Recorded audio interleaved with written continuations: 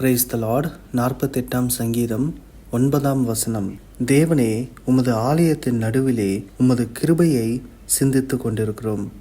ஆமேன். இந்த 48ஆம் அதிகாரம் 1ஆம் வசனத்திலிருந்து நாம் வாசிக்கும் பொழுது, கர்த்தர் பெரியவர், அவர் நமது தேவனுடைய நகரத்திலும் தமது பரிசுத்த பர்வதத்திலும் மிகவும் துதிக்கப்படத்தக்கவர். வடதிசையில் உள்ள சியோன் பர்வதம் வடிப்பமான ஸ்தானமும் சர்வ பூமியின் மகிழ்ச்சியுமாயிருக்கிறது.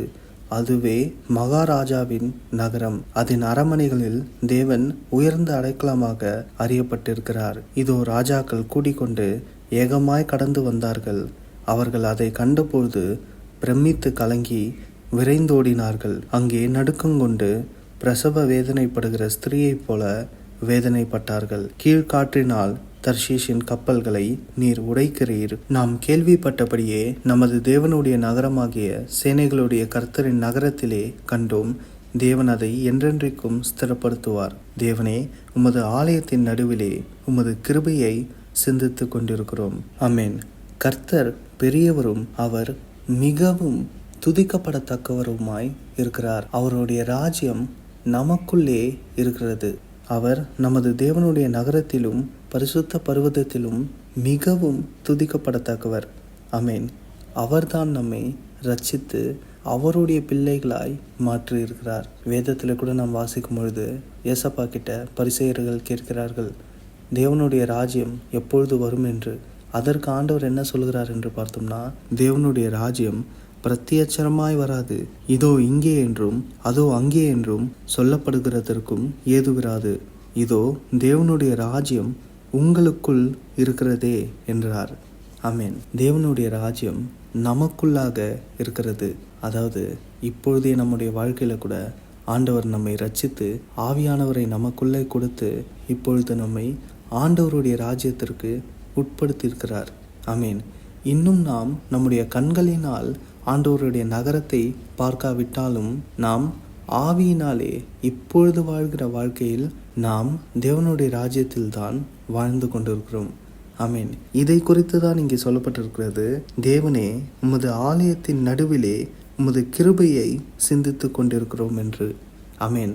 ஏன் இங்கே ஆண்டவருடைய ஆலயத்திற்கு போயிட்டு அவருடைய கிருபையை சிந்திக்கிறார்கள் என்று பார்த்தோம்னா, தேவன் மிகவும் துதிக்கப்படத்தக்கவராய் அவருடைய நகரத்தில் இருக்கையில் ராஜாக்கள், அதாவது இந்த மனிதர்களுக்குள்ளாகவே ராஜா என்கிற பதவிதான் மிகவும் உயரமான ஒரு பதவி. ராஜாவுக்கு மேலே யாருமே கிடையாது. மனிதர்களுக்குள்ளாக ராஜாதான் பெரியவராக இருக்கிறார். அவர்தான் எல்லாரை பார்க்கிலும் எல்லா விஷயத்திலும் பெஸ்டாக இருக்கிறார். அந்த ராஜாக்கள் கூட்டம் கூடி, ஆமீன், ஒரு ராஜாக்கள் கிடையாது, அந்த ராஜாக்கள் கூட்டம் கூடி ஆண்டவருடைய நகரத்தை கண்டபொழுது அவர்கள் நடுக்கங்கொண்டு பிரசவ வேதனைப்படுகிற ஸ்திரீயை போல வேதனைப்பட்டார்கள். ஆனால் அற்பமாய் எண்ணப்பட்ட ஜனங்கள், ஆமீன், ராஜாவை பார்க்கிலும் ராஜாவின் அளவுக்கு தகுதியில்லாத ஜனங்கள், ஞானமில்லாத ஜனங்கள், பலமில்லாத ஜனங்கள், பணமில்லாத ஜனங்கள், எவ்விதத்திலும் ராஜா அளவுக்கு தகுதியில்லாத மக்கள் இங்கே சொல்கிறார்கள், நாம் கேள்விப்பட்டபடியே நமது தேவனுடைய நகரமாகிய சேனைகளுடைய கர்த்தரின் நகரத்திலே கண்டோம். தேவன் அதை என்றென்றைக்கும் ஸ்திரப்படுத்துவார். ஆமேன். நாங்கள் அந்த நகரத்தை கண்டோம் என்று சொல்கிறார்கள். அதாவது அந்த ராஜா அளவுக்கு தகுதி இல்லாத நாங்கள் அந்த நகரத்திலே கண்டோம் என்று சொல்கிறார்கள். ஆமேன். இங்கே ராஜாக்கள் என்னதான் தகுதி உள்ளவர்களாய் இந்த உலகத்திலே அறியப்பட்டாலும் அவர்கள் தேவனுடைய நகரத்தை பார்க்கும் பொழுது நடுக்கம் கொண்டார்கள். ஆனால் தகுதியே இல்லாத மக்களோ அதிலே பிரவேசித்தார்கள். நம்முடைய வாழ்விலும் இதே போலதான் நம்மை விட எத்தனையோ பேர் தகுதி உள்ளவர்களாய் இருக்கிறார்கள். ஆமேன். நம்மை விட அழகுள்ளவர்கள், அறிவுள்ளவர்கள், ஞானமாய் நடந்து கொள்கிறவர்கள், மிகவும் தகுதி உள்ளவர்கள் எத்தனை பேர்களோ இருக்கிறார்கள். ஆனால் ஆண்டவர் தகுதி இல்லாத நம்மை, அதாவது பாவிகளாகிய நம்மை ஆண்டவருடைய நகரத்தில், அதாவது தேவனுடைய ராஜ்யத்திற்கு உட்படுத்தியிருக்கிறார். எப்படி பண்ணார் என்றால், அவர் நமக்கென்று பலியாகி அவருடைய சமூகத்தில் நம்மை சேர்த்திருக்கிறார். ஆமேன். இந்த உலகத்திலே கூட கடவுள் என்று அழைக்கப்படுகிற எந்த ஒரு காரியமும், எந்த ஒரு மனிதர்களாகட்டும், எந்த ஒரு கதைகளாகட்டும், இப்படி நமக்கு ஒரு காரியத்தை செய்யவில்லை. ஆமென். அவர்கள் எல்லோரும் மனிதர்களைப் போலதான் சிந்தித்தார்கள். ஒரு உயரமான ஸ்தானத்தில் இருந்து கொண்டு நான் பரிசுத்தவான், அதனால நீங்கள் எல்லாம் என்னிடத்தில் வர முடியாது, அதற்காக நீங்க சில சம்பிரதாயங்களையும் சில மந்திரங்களையும் சொல்ல வேண்டும், அப்போதான் நீங்கள் என்னிடத்தில் வர முடியும் என்று ஒரு செட் ஆஃப் ரூல்ஸை அவங்க வைத்திருக்கிறார்கள். அதாவது ஒரு பரிகாரம் செய்யணும் என்று அவர்கள் பரிகாரத்தை தேடி போகிறார்கள். ஆனால் அது எல்லாமே பொய்யாய்தான் இருக்கிறது. அவர்கள் எல்லோரும் மனிதர்களைப் போலதான் சிந்திக்கிறார்கள். காரணம், அந்த தெய்வங்கள் என்று அழைக்கப்படுகிற காரியங்களே மனிதர்களால் தான் உருவாக்கப்பட்டிருக்கிறது. அதனால்தான் மனிதர்களுடைய சிந்தனை எப்படி இருக்குமோ அதையே தான் எடுத்து தெய்வம் என்று அழைக்கப்படுகிற விக்கிரகங்களுக்கும் அவர்கள் வைத்து அதை ஒரு கதையாக மாற்றியிருக்கிறார்கள். ஆனால் நம்முடைய தேவனோ அப்படிப்பட்டவர் அல்ல. அவர் இன்றைக்கும் ஜீவித்து கொண்டு நம்மை நடத்தி கொண்டு வருகிறார். அவருடைய வாக்கில் எவ்வளவேனும் அவர் பொய் சொல்லாதவராய் இருக்கிறார். ஆமேன்.